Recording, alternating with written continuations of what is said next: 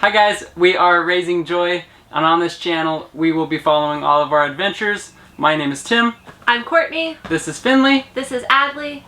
And we are a family of 4 transitioning for the second time to full-time RV life. In this video we are going to be talking about 10 misconceptions that you have about RV living. Misconception number 1. Plumbing is the same as a house. Plumbing in an RV is 100% not the same as a house. First, in order to get water, you have to pump it. You have to turn the pump on, run it through the sewer waste tanks. You have to dump them yourselves. All the water that you have to account for.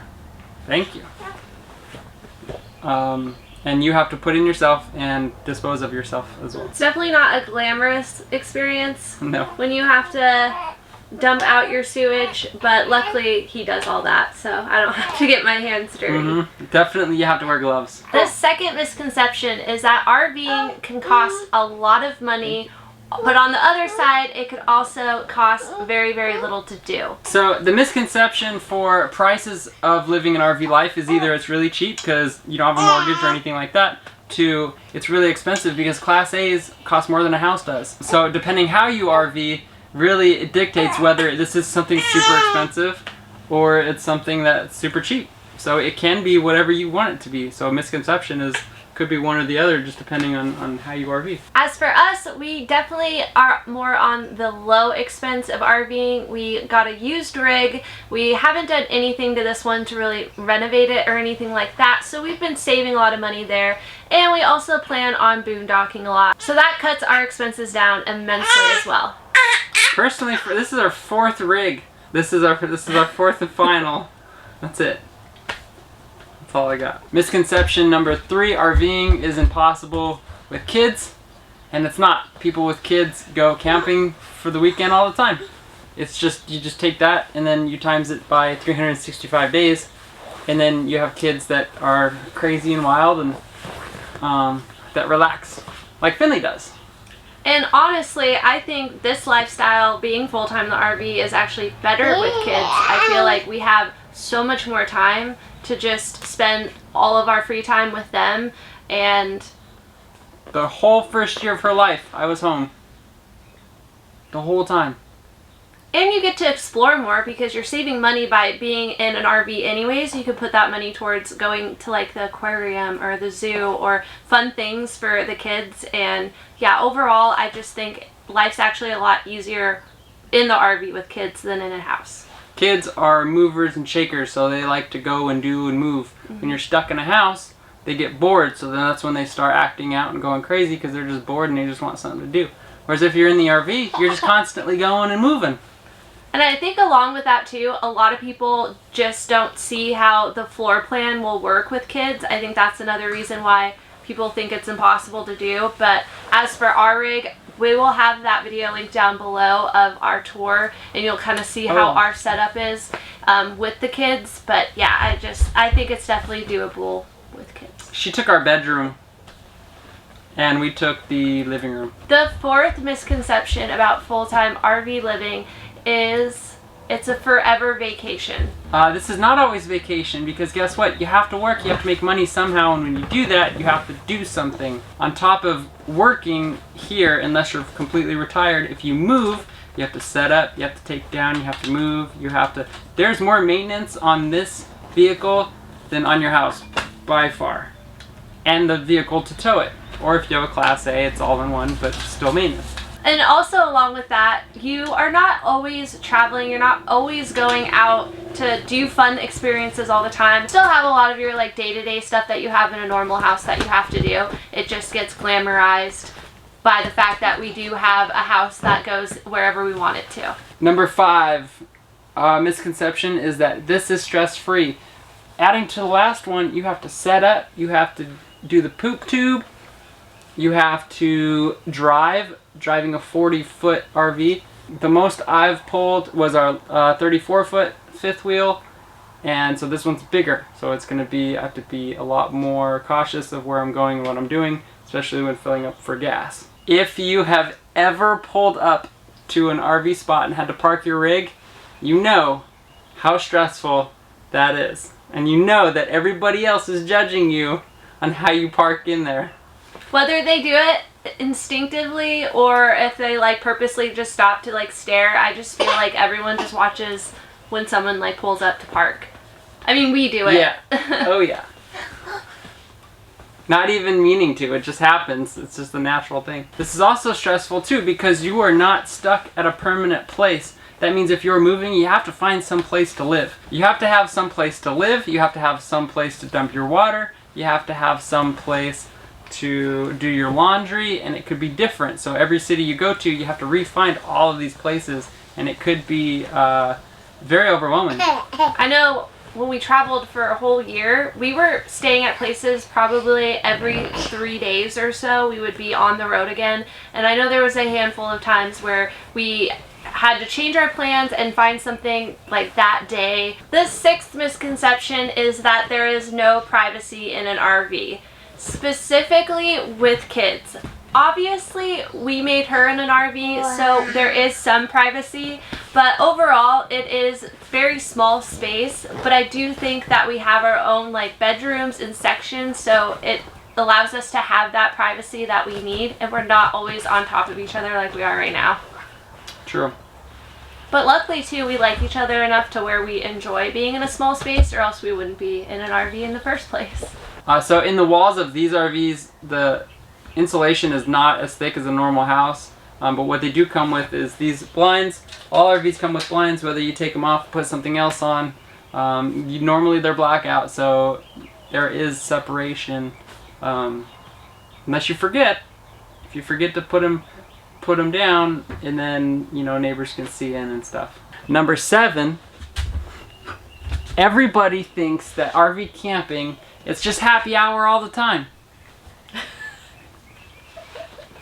I just spill it all over. The recreation side of RV full-time living isn't a whole party or relaxation or anything like that. Campfires, most of the time you won't see full-time RVers build a fire every night or once a week. It's usually longer because, as you know, campfires make all of your clothes stink. Well, for us to do laundry, it takes us a while to find a laundromat, so we don't want to dirty everything that we have and make it smell bad, because then we just have to go back to the laundromat again. And on top of that, we don't shower every day, so if we get smoke in our hair or anything like that, it's more than likely going to stay that way for a couple days until we grab a shower. And nobody wants that. No. And also, along with that, many people think that you just sit out and roast marshmallows and hot dogs and you grill and do that every single night. And don't get me wrong, we like to do that every now and then, especially now having our daughter a little bit older. She's starting to enjoy those things. But most of the time, I'll just send him outside to like smoke or grill or whatever meat, and then I'll be inside in the kitchen in the RV cooking whatever else is going with it. So yes, it is like summer camp some of the times, but not all the time.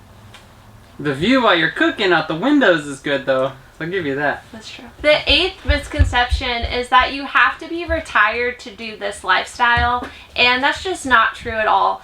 We are in our 20, you were old. I'm 30. Yeah. We are obviously very young, and we are not retired. We're not anywhere near being retired, and yet we're still doing this lifestyle. Yeah, they have work camping, especially with I don't know if I could say that word, especially with the pandemic. Everything has been moved to teleworking. You can do anything. You can do YouTube. You can do whatever you want. There's a lot of jobs. Even the job that you're doing right now, if you do have a full-time 9 to 5, a lot of the times, if it's like data entry and stuff, you can ask to have it done remote. Along with that, a huge misconception right now is that you don't get internet, so you can't do RV full-time living and still have a job. Nowadays, if you have cell phone signal of any of the carriers, you can have wireless internet.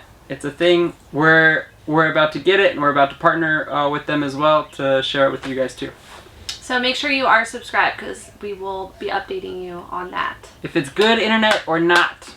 Yes. Because everybody needs internet. Number 9 is that you can only stay in RV parks if you have an RV, and that's just simply not true. However, we are currently in Texas right now, and you have to be in state parks, national parks, or an RV park, really.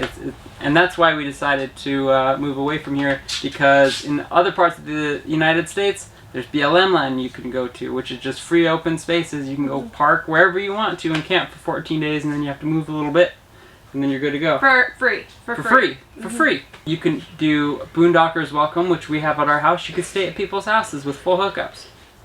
And you can do Harvest Host, where companies will literally like take you in for the night, and you can buy stuff from them. So they benefit from you, you benefit from them. Like, it's a win-win. And if you've watched any of our travel vlogs from when we were traveling for you, you'll see a lot of these different places that we stayed and how that worked for us. So check those out if you are curious about boondocking, Harvest Host, or anything like that. All right, last and final one. We did not sit here and try to figure out another one because we had 9. We're like, we need one more for 10. Was that you have to have a YouTube channel in order to full-time RV, because I thought that most people that were in an RV were doing it for something on social media, or they had a social media account or like influence.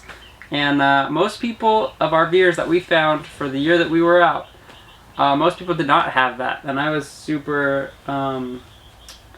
sad, because I thought we were going to go on full time. We were going to meet a lot of other YouTubers. We were going to meet a lot, which we have. But I thought there was going to be a lot more. We were going to be able to go to conventions and stuff, which there is. But I thought it would be bigger than it was, and it really wasn't as big. So I know a lot of YouTubers now are starting to come out with like E3 and other stuff like that. It's becoming bigger, and we're really excited to be part of that. Again. Exactly. When we started doing research for RVing, going full-time RVing, we went straight to YouTube. So I think that's kind of where we got that misconception that everyone has a YouTube, because we were watching YouTube. That was our source of information, and I think we just assumed because of that.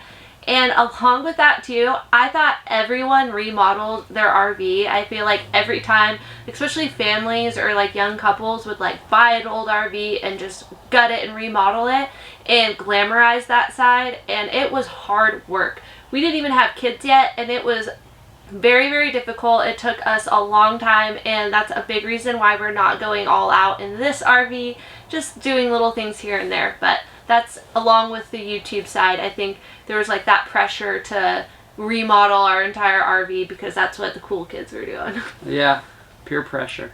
That is the 10 misconceptions that you have about RVing. If any of those pertain to you or made you laugh at all, hit the like button. It costs nothing for you and it makes us money. So don't forget to subscribe. Okay, bye.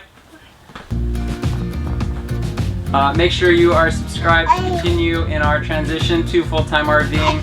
And wherever the video is popping up, you can watch this one or this one, or subscribe, or there's something in these corners. I'm not really sure which one is which. Maybe we're in the corner and then there's a video down here. One of them, you can see it.